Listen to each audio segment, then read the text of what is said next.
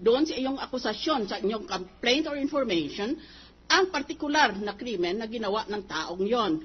Krimen according to the Penal Code.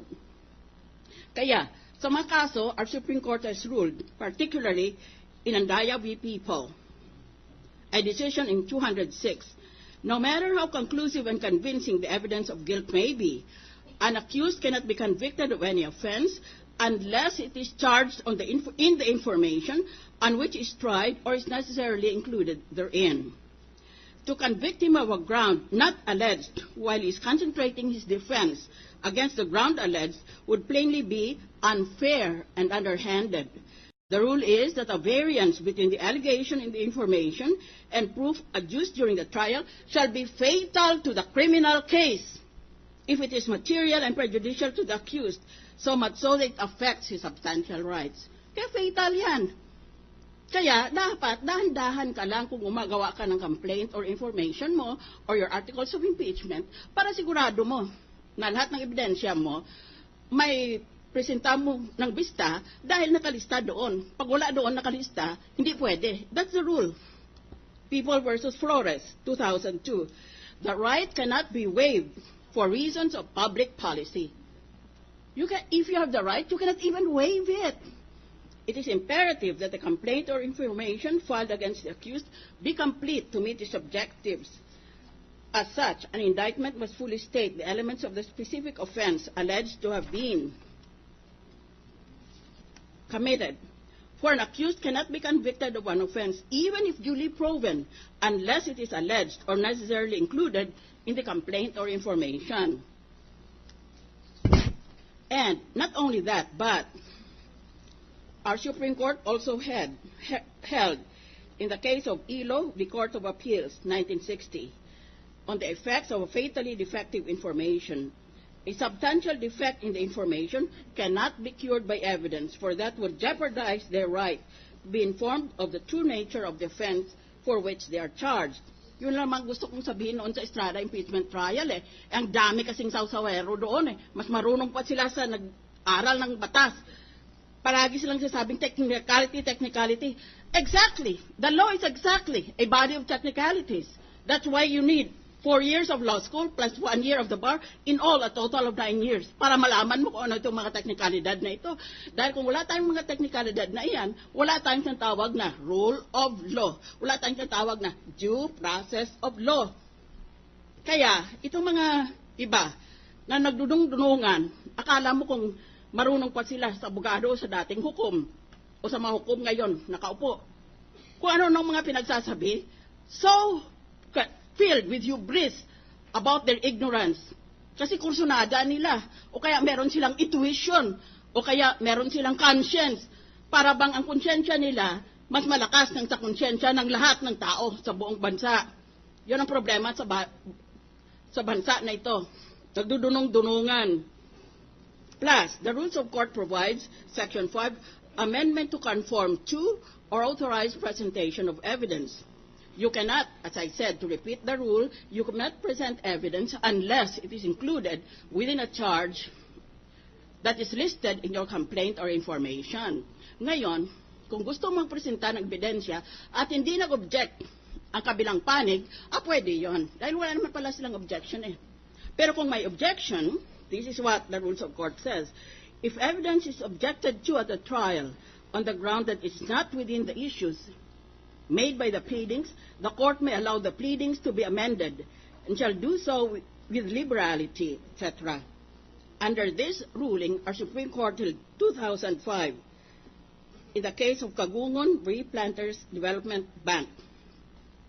Under this section that I've just read, if evidence is objected to at the trial on the ground that it is not within the issues made by the pleadings, the court may allow the pleadings to be amended freely when the presentation of the merits of the action will be subserved thereby, and admission of such evidence would not prejudice the objecting party in maintaining his action or defense upon the merit. It is thus clear that where there is an objection on the evidence presented, because it is not within the issues made by the pleadings, an amendment must be made before accepting such evidence. If no amendment is made, the evidence objected to cannot be considered. That is, the categorical ruling of our Supreme Court. In the 2004 case, Argente v. Provincial Sheriff, the complaint should state the theory of a cause of action which forms the basis of the plaintiff's claim of liability. The office, purpose, or function of the complaint is to inform the defendant clearly and definitely of the claims made against him so that he may be prepared to meet the issues at the trial. Yan ang batas. Ngayon, ang problema natin, marami kasi ng mga kibitzers mahilig mag-abogaduhan. Eh kung gusto niyo mag-abogado, mag-enroll kayo o kaya magbasa kayo tungkol sa batas. At hala, criticize batikos ng batikos na wala namang base sa batas natin. Gusto ba nilang gagawin sa kanila? Gusto nilang gawin sa ibang tao? That is the basic question. Akala mo kasi, nakikipag-fishballan tayo dito. Hindi. Malaga ang pinag-uusapan natin dito. Hindi tayo nakatayo sa tabi ng fishball vendor at bumili ka ng fishball stick mo at bumili din ako ng akin, tapos kain tayo doon. At maglandian tayo tungkol sa ating mga opinions sa batas. Magbasa kayo ng batas. In short, within the discretion of this court, we can have a continuance because that's what the law says, to allow the prosecution, if it makes the proper request, to amend their complaint. If they don't, then they simply cannot present the witness because he will testify to a matter that is not alleged in the article of impeachment. That was my position in the Estrada impeachment trial. That is the very same position I take today. Thank you. Thank you very much, Majority Floor Leader. Mr. President, we are ready to listen to the presentation of the prosecution for the continuation of their presentation of evidence or witnesses. The prosecution has the floor. You may now present your witness if you have any witness. Thank you, Your Honors. Good afternoon. I speak, Your Honor. This representation speaks relative to Article 3, Your Honors. Article 2. Article 3, Your Honor. Article. We have reverted back to Article 3 yesterday, Your Honor. Yes, proceed. Your Honor, we have concluded the presentation of evidence yesterday with the offer of with the proffer of proof.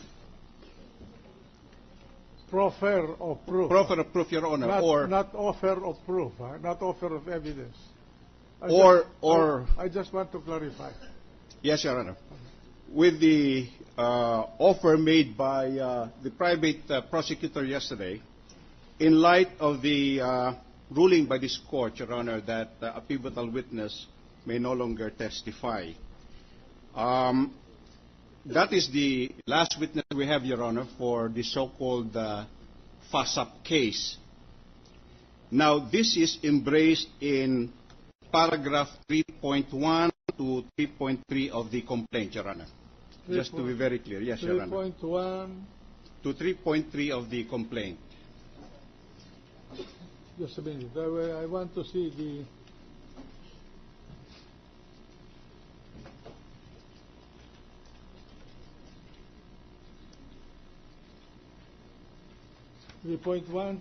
up to 3.3. Yes, Your Honor. 3.1 to 3.3, Your Honor. At any rate, the understanding of the court is the private prosecutor made a manifestation and proffered what he considered to be an evidence. The chair will allow it to stay in the record, but at the time of the offer of evidence, then the matter will be revisited and decided whether it will be admitted or not. Thank you, Your Honor. Okay. Thank you very much, Your Honor. Your Honor,